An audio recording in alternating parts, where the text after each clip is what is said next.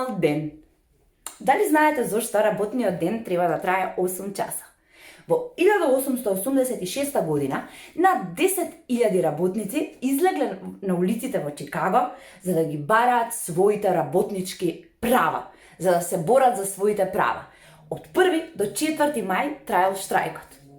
И еве не денеска, ние ги уживаме тие права за кои што нашите предци се бореле.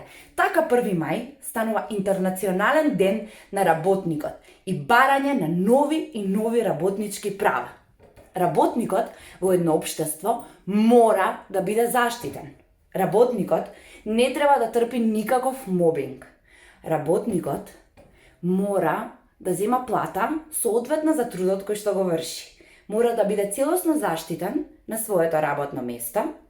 Работникот мора да ужива право на одмор. Работникот мора да биде заштитен со закон. Зошто? Бидејќи тој е кругот за едно здраво општество од кое сите ние сме дел. И сите ние гласно треба да се бориме за работничките права. За обичниот човек.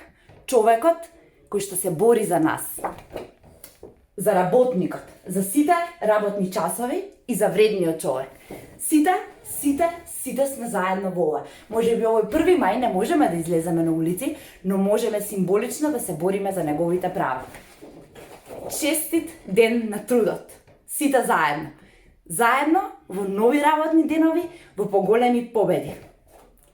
Среќен 1 мај. Помалку скара, повеќе работа. Помалку скара, повеќе работа. Честит ден на трудот!